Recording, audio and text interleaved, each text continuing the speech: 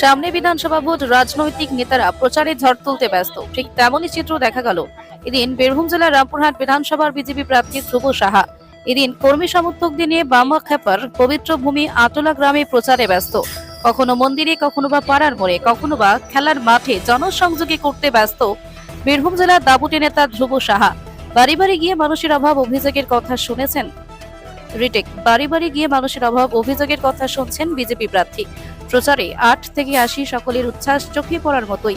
Bureau report, বাংলার কণ্ঠ।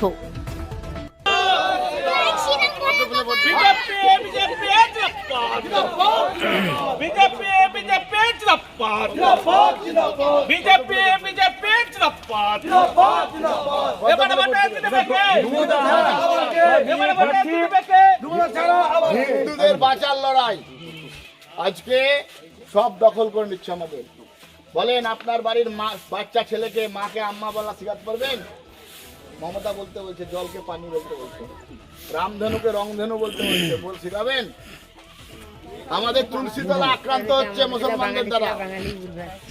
দেখছেন তো, বিদেল গায়েরা আমাদের তুলসীতলা আক্রমণ করছে। হরগোবিন্দ দাস, চন্দন দাসকে কেটেছে এরা।